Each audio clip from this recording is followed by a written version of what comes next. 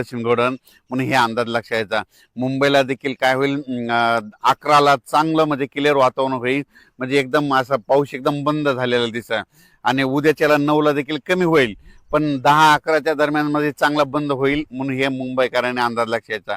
आणि राज्यात इतर परिस्थिती बघितली तर पूर्व विदर्भ आणि पश्चिम विदर्भ तर 6-5-11 जिल्ह्यामध्ये आज देखील काय होईल तुरळक ठिकाणी पाऊस पडेल, म्हणजे सरी येतील म्हणून हा अंदाज लक्षात यायचा। फक्त काय झालं महाराष्ट्रामध्ये लातूर जिल्हा, धाराशिव जिल्हा, सोलापूर जिल्हा ह्या आणि बीड जिल्ह्याचा इकडला पश्चिम दक्षिणचा भाग, ह्या भागामध्ये काही भागामध्ये पाऊस पडलेला नाही। तर तिकडे काय होणार आहे आता ह्या उद्याचा जे पाऊस आहे म्हणजे 9 जुलै 10-11-12च्या दरम्यान स्थानिक वातावरण तयार होऊन तिकडे देखील काय होईल हे पाऊस इकडला बंद झाल्यानंतर तिकडे स्थानिक वातावरणाचा पाऊस पडेल, पण एवढा खूप मोठा पडणार नाही, पिकाला लागेल तसा पडेल, सर्वदूर नाही पडणार, भाग बदलतच पडणार आहे म्हणून हे अंदाज लक्षात यायचा। पुन्हा नंतर राज्यामध्ये काय होणार आहे आपलं जुलैच्या शेवटच्या आठवड्यात परत एकदा असाच पुन्हा एकदा पाऊस येणार आहे म्हणून हे लक्षात यायचं। त्याच्यानंतर काय होणार आहे आता मध्ये 15-16 तारखेच्या दरम्यान राज्यात खूप काय मोठा पाऊस येणार नाही, फक्त असाच मध्ये पिकाला लागल तसा एक असा येणार आहे, एवढं म्हणजे आता अतिवृष्टीसारखा तसा काही पाऊस येणार नाही म्हणून हे अंदाज सर्व शेतकऱ्यांनी लक्षात घ्यायचा। तर राज्यात मी म्हटलं होतं ना निळवंडे धरण, भंडारा धरण, जे भंडारा धरण जे ते 11 TMCच आहे, तर ते जवळपास आता 50% भरलंय, त्याच्यात जवळपास 6 TMC पाणी आलंय, तर आणखीन 3 TMC पाणी आजच्या पावसामध्ये येणार आहे तिथं। मग आज आल्याच्या नंतर हे भंडारा धरण 75% झाल्याच्या नंतर त्याचं पाणी सोडावंच लागणार आहे, मग त्याचं पाणी निळवंडेला येते।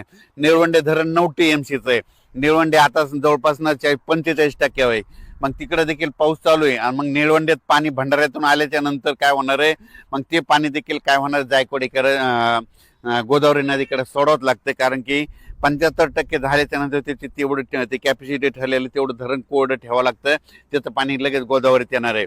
आणि इकडून प्रवाह याचे नाशिकहून गोदावरी नदीला पूर आलेला आहे, 7,000 पाणी जायकवाडी दिशेने निघालंय, आता ते श्रीरामपूर पर्यंत आलेलं आहे आणि तिथून 100 किलोमीटर आता ते पाणी आहे। तर आज रात्रीच्याला जायकवाडीमध्ये ते पाणी पोहोचत आहे म्हणून मराठवाड्याचे जे तहान भागवणारे धरण आहेत त्याच्यामध्ये पाणी यायला सुरुवात होईल।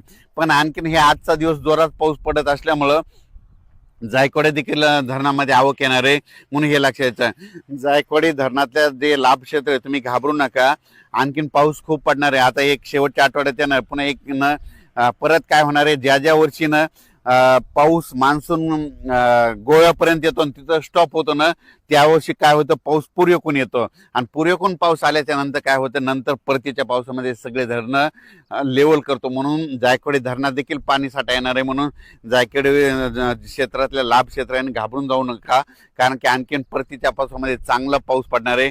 आता जुलैच्या शेवटच्या आठवड्यात एक चक्रीवादळ येणार आहे आणि त्याच्यात देखील बराच भाग कव्हर करणार आहे म्हणून हे लक्षात घ्यायचं।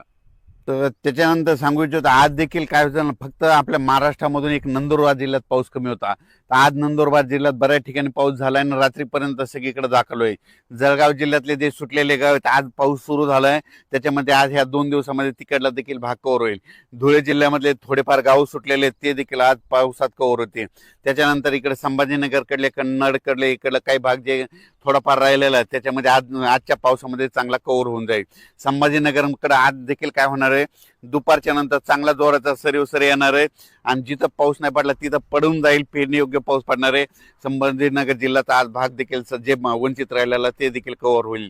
जालना जिल्ह्यातला जे काही उर्वरित भाग राहिलेला आहे ते देखील आजच्या पावसामध्ये काय होईल कव्हर होऊन जाईल। त्याच्यानंतर बीड जिल्ह्यातला काय होईल, बीड जिल्ह्यातला बराच भाग कव्हर होईल। तर हे पाहू शकता हे बीड जिल्ह्यामध्ये असे एवढे कापसं आहेत, हे धूळ पेरणीचे कापसं आहेत। आता सध्या मी माजलगावच्या पुढे गडी रोडवर हे गडी कडले ह्या भागातले हे कापसं ते धूळ पेरणीचे कापसं आहेत।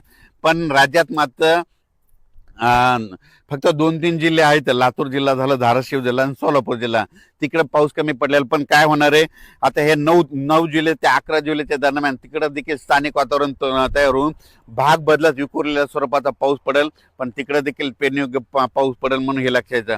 खूप काय मोठा पडणार नाही, पण चांगला पाऊस पडेल, पेरणीचा पाऊस पडेल म्हणून हे लक्षात येतं. लातूर जिल्ह्यामध्ये काही भागात पडला आणि काही भाग सुटलेला आहे, तिकडे देखील ह्या 2-3 दिवसात कव्हर होईल. त्याच्यातून जर काही जर उरले तर त्याच्यानंतर काय होईल, 15, 16, 17च्या दरम्यान एकदा थोडा पाऊस येणार आहे, त्याच्यामध्ये कव्हर होईल. आणि त्याच्यातून जर काही जर राहिले तर पुन्हा काय होणार आहे, जुलैच्या शेवटच्या आठवड्यात पाऊस येणार आहे म्हणून हे लक्षात येतं.